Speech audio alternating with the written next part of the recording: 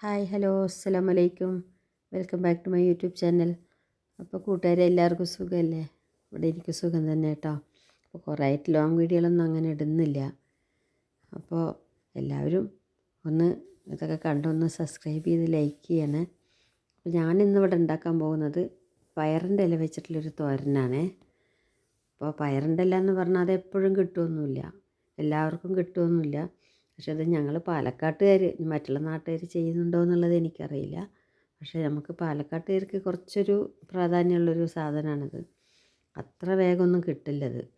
പയർ നമുക്ക് എത്ര വേണമെങ്കിലും വാങ്ങിക്കാൻ കിട്ടും, പക്ഷേ പയറിൻ്റെ ഇല നല്ലൊരു ടേസ്റ്റുള്ള ഒരു സാധനമാണ്. അപ്പോൾ പയറിൻ്റെ ഇല ഇപ്പം എനിക്ക് കിട്ടിയത് ഞാൻ തന്നെ ഇവിടെ ഉണ്ടാക്കിയതാണ്. ഇല കഴിക്കാൻ വേണ്ടി മാത്രം ഞാൻ വിത്ത് പാകിയിട്ട്, അപ്പോൾ നമുക്കധികം സ്ഥലമൊന്നുമില്ല. അപ്പോൾ ഒരു തൊട്ടിയിൽ കുറച്ച് വിത്ത് പാകിയിട്ട് അതിന്ന് മുളപ്പിച്ച് എടുത്തിട്ടാണ് ഇപ്പോൾ ഞാൻ പയറിൻ്റെ ഇല തോരൻ വയ്ക്കുന്നത്. അപ്പോൾ അതിലേക്ക് ഇല നന്നായി ചെറുതാക്കിയിട്ട് നൈസാക്കിയിട്ട് അരിഞ്ഞെടുക്കുന്നുണ്ട്. പക്ഷേ അതിലാണ് അതിൻ്റെ ടേസ്റ്റ് കേട്ടോ. എത്ര നൈസാക്കാൻ പറ്റും അത്രയും നൈസായിട്ട് അരിഞ്ഞെടുക്കണം പയറിൻ്റെ ഇല. അതിലേക്ക് ചെറിയ ഉള്ളി തന്നെ വേണം കേട്ടോ. ചെറിയ ഉള്ളി എന്താണ് ഇങ്ങനെ കുറച്ച് നീളത്തിലായിട്ട് അരിഞ്ഞെടുക്കുക കേട്ടോ. അതേപോലെ വെളുത്തുള്ളിയും പച്ചമുളകും, ഇതാണ് ഇതിലേക്ക് വേണ്ട സാധനങ്ങൾ കേട്ടോ. ഒരുപാട് സാധനങ്ങളൊന്നും ഇതിന് ആവശ്യമില്ല, എന്നാൽ വെച്ച് കഴിഞ്ഞാലോ നല്ല ടേസ്റ്റ് ആയിരിക്കും കേട്ടോ. അപ്പോൾ നമുക്കത് എങ്ങനെ ഉണ്ടാക്കണമെന്ന് നോക്കിയാലോ. ആദ്യം സ്റ്റൗ കത്തിച്ച് അതിലേക്കൊരു പാൻ വെച്ച് അതിലേക്ക് നമ്മുടെ ഇപ്പോഴത്തെ സ്വർണ്ണ കേട്ടോ, എന്ത് പറഞ്ഞിട്ടെന്താ, നമുക്കിപ്പോൾ ഉപയോഗിക്കാണ്ടിരിക്കാൻ പറ്റില്ലല്ലോ. അപ്പോൾ കുറച്ച് വെളിച്ചെണ്ണ, ലേശം വെളിച്ചെണ്ണ ഒഴിച്ചു കേട്ടോ. വെളിച്ചെണ്ണ ഒഴിച്ച് അതിലേക്ക് നമുക്ക് ഉള്ളി ഇട്ട് കൊടുക്കണം. ആദ്യം ഈ നീളത്തിലരിഞ്ഞ് വെച്ചിരിക്കുന്ന ഉള്ളി ഇട്ട് കൊടുക്കുക കേട്ടോ. ഇങ്ങനെ തന്നെ അരിയണം കേട്ടോ, എന്നാലാണ് ഓരോ നമ്മൾ കട്ട് ചെയ്യുന്നതിലുണ്ട് കേട്ടോ, ഓരോന്നിനും ഓരോ ടേസ്റ്റുകൾ. അപ്പോൾ ഇത് ഇങ്ങനെ തന്നെ കട്ട് ചെയ്യണം കേട്ടോ.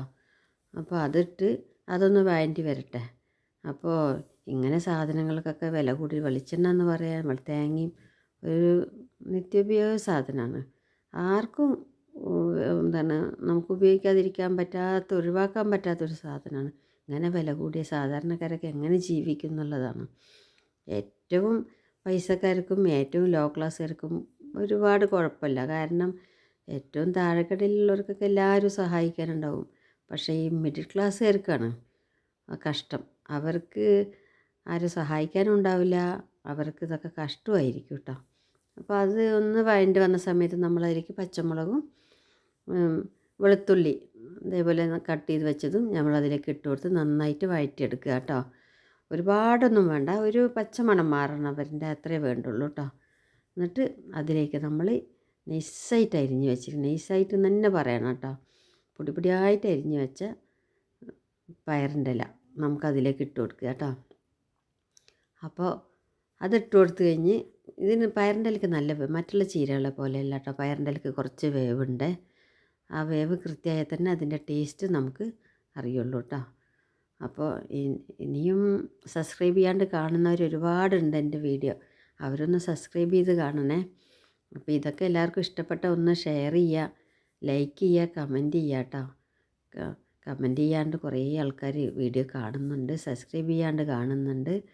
നമ്മളിതിപ്പോൾ വലിയ വീഡിയോ ആയിട്ടൊന്നുമല്ല ഇടുന്നത്, എങ്കിലും കൂടിയിട്ട് നമ്മൾ ഒരു സന്തോഷത്തിന് നമ്മൾ ചെയ്യുമ്പോൾ അത് മറ്റുള്ളവർക്കും കൂടി ഉപകരിച്ചോട്ടെ എന്നും പറഞ്ഞിട്ടാണ്.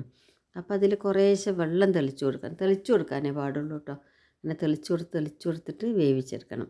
അതേപോലെ അതാണ്ടോ ഒരു കമ്പ്, നമ്മളുടെ ഒരു ചിരട്ട കയ്യിലില്ല, അതിൻ്റെ ഇതാണത്.